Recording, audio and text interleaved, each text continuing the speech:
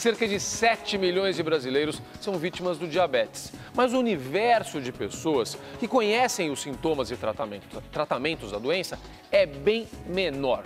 É verdade.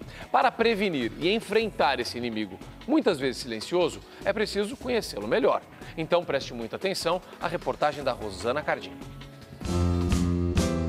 Saltos, cambalhotas, movimentos leves, delicados e de equilíbrio.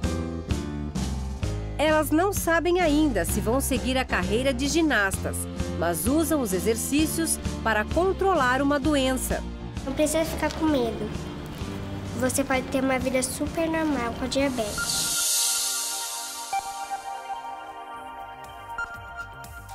Se ela estiver muito alta, ela não comer muito. Se estiver muito baixo, ela tomar um sachêzinho.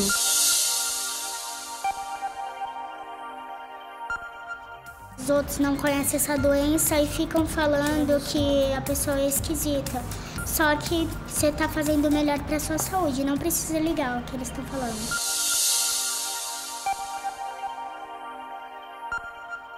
Para ter uma vida super saudável, comer com moderação e praticar esporte.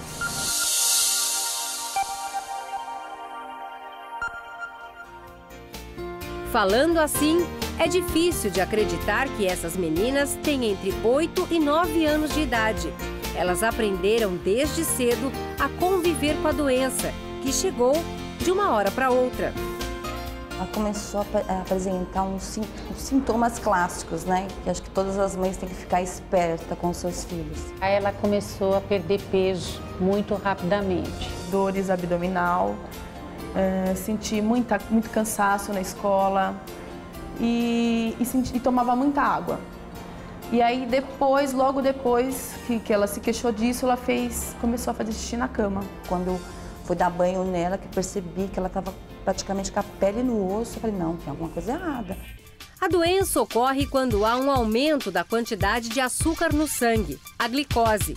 Mas por que isso acontece? Os alimentos ingeridos são quebrados pelas enzimas e absorvidos pelo organismo em forma de açúcar, para gerar energia. O pâncreas, por sua vez, produz a insulina, que acelera o transporte desse açúcar na corrente sanguínea. Quanto mais alimentos, mais insulina o pâncreas deve fornecer. Quando isso não acontece, a diabetes está instalada.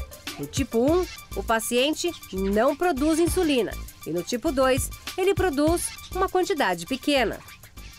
Se você é diabético, tem incapacidade total ou parcial, essa carga de glicose ela vai se sobressair e você vai elevar os níveis de glicemia.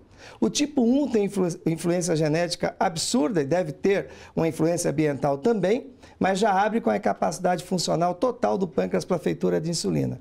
O tipo 2 ocorre, na maioria das vezes, patrocinado pela obesidade. Nos dois casos, é preciso controlar a alimentação, medicamentos e fazer atividade física. Uma das ações do exercício com relação ao nosso organismo é melhorar a resposta da célula à ação da insulina, por exemplo. A contração muscular potencializa a ação da insulina. Dentro das células do músculo e do tecido adiposo, existem transportadores chamados GLUT4. Eles são responsáveis por abrir a porta das células pelo lado de dentro, para que a glicose entre naquele momento, independente da insulina. Então, esse aluno que tem uma resistência à ação da insulina, com o exercício você começa a produzir algumas substâncias que facilitam a ação dessa insulina. Isso já melhora 80% a 90%. Mas não adianta sair praticando exercícios por aí. O diabético deve medir o nível de glicemia antes, durante e depois das atividades físicas, que nunca devem coincidir com o pico da insulina. Isso para que não ocorra o inverso, a hipoglicemia, que seria a falta de açúcar. O mais importante é você conseguir praticar o exercício com informação. Se você faz uma atividade física mais ou menos de 1 hora, existem estudos assim que até 48 horas depois esses transportadores, eles ficam ativados. Então, assim, é uma coisa que dura. Então, quanto mais ela praticar, mais ela vai ter essa baixa de glicose. Então, o importante é, vamos fazer exercício, mas elas têm que saber como se alimentar antes e após o treino e como manter a terapia insulínica adequada.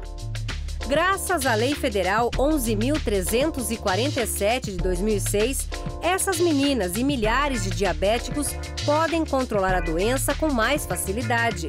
O governo fornece o aparelho medidor de glicemia, fitas, agulhas e a insulina para pacientes com diabetes tipo 1. Elas não só aprenderam a medir, como também a interpretar o resultado. Se tiver alto, ligo pra mãe, daí eu almoço. De repente, durante o dia está muito baixo. O que você tem que fazer? Aí eu como